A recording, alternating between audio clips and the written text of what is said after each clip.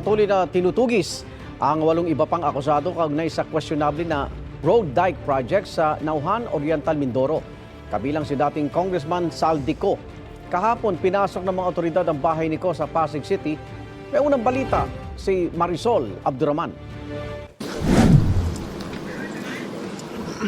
Natatakpan ng puting lona ang buong bako ng bahay na ito ni dating Congressman Zaldico sa isang exclusive subdivision sa Pasig City. Sa kalsada naman sa labas lang ng gate, nakalapag ang ilang kahon at bag. Ipinakita ng abogado ni Ko sa mga pulis ang lamang mga relo ng isang kahon. Ang iba, hindi na binuksan. Nagtungo roon ang NBI at PNP-CIDG bago magtanghali para isilbi ang arrest warrant laban kay Ko. We are here to implement a warrant of arrest issued by the Sandigan 5th, 6th, tsaka 7th Division for malversation, violation of Section 3E, Section 3H of RA 3019 against accused Elizalde Salcedo Co. In your presence, we will enter the premises for you also to witness the proper implementation of the warrant. We consent only insofar as the warrant of arrest. Any search is limited to plain view. Pinasok at chinek ang loob ng bahay. Pinasok pati mga kwarto sa basement. May isang kinakalawang na vault pero hindi binuksan. Ito ay implementasyon lamang ng kanyang warrant of arrest kaya gaya na naging usapan sa mga abogado ni Zaldico. Walang search and seizure na gagawin kundi ito ay plain view search lamang para matiyak kung nandito nga ang subject ng kanilang warrant. Marami pang mga kahon ang nasa living room. May mga paintings din, pati mga crates, bags at personal na gamit. Mga maletang iba't iba ang laki naman ang nasa loob ng mga pinasok na kwarto. May mga vault din na iba't iba ang laki. Nakabukas ang iba. At sa isang kwarto pa, makikita rin ang marami pang mga kahon. Makikita nyo ito, mga cargo boxes. And then, maraming karton, maraming ano dyan. No, that we don't know what she is. And then, of course, yung vault. Suitcases. Yeah, but we don't know kung anong laman yan. It seemed the procedure was followed. As agreed, plain view search. Wala naman untoward incident. So we're glad that the authorities respected our client's wishes. Inukutan din ng mga otoridad ang labas ng bahay pero hindi nakita doon ang dating mambabatas. Alam naman namin na wala sila rito. But again, this is a process. This is a procedure, no, para doon sa pag-return namin ng warrant. Yun yung last address na which is written doon sa warrant of arrest niya. Tinanong ang abogado ni Ko kung nasaan ang kanyang kliyente. We do not know. I'm sorry. Si Attorney Apostol ang tumanggap at pumirma sa warrant of arrest kay Ko. Did you know na the warrant will be served today? We were just told to come to the house. Wala kaming alam na may warrant or anything. You knew that there's going to be the serving of... No, hindi naman. We weren't informed. We were just informed na, we need you to be there. May emergency lang. That's all we were told. Nitong Sabado, pinuntahan ng mga pulis sa Taguig ang unit ni Ko sa isang luxury condominium pero wala silang inabutan doon.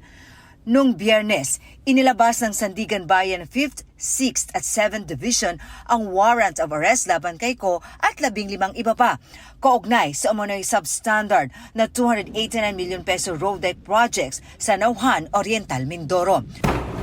Naaresto sa isang bahay sa Quezon City ang isa sa mga akusadong si Dennis Abagon, OIC Chief ng DPWH Mimaropa, Planning and Design Division. Hindi pinangalanan ni Abagon kung sino ang may-ari ng bahay, pero kinumpirma ni DILG Secretary John V. Cremulya na pagmamay-ari ito ng Vice Mayor ng Bansud Oriental, Mindoro. We have determined that he is the owner of the property.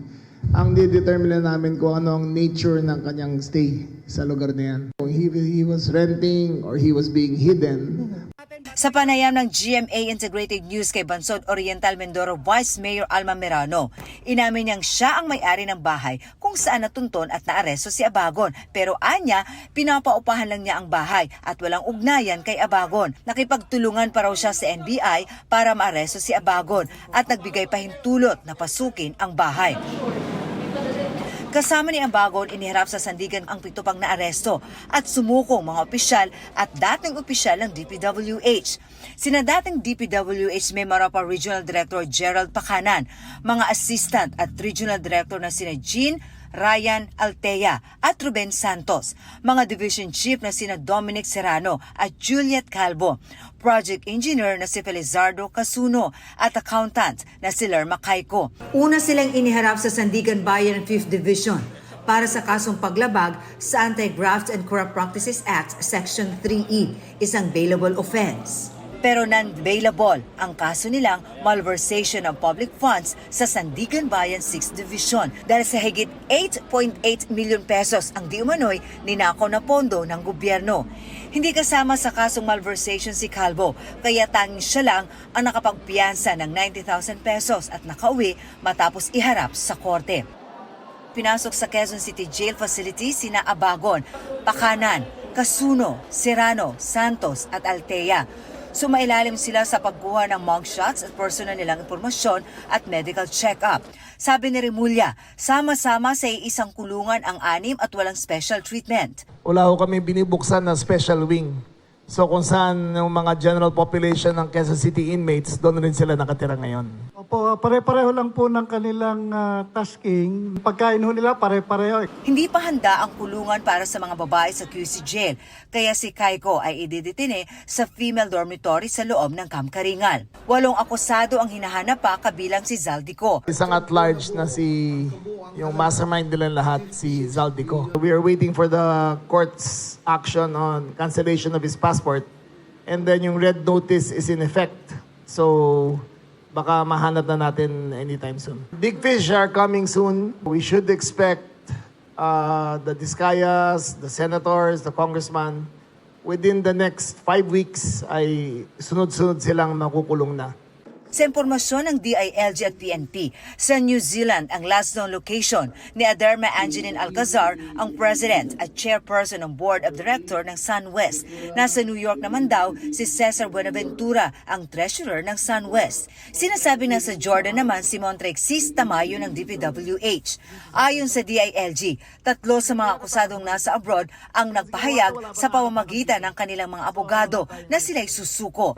Binigyan sila ni Remulla na hanggang Huwebes para iharap ang sarili sa mga otoridad. Alam namin kung nasaan sila. Alam namin kung anong address nila abroad. Nakita na lahat. There's no use hiding.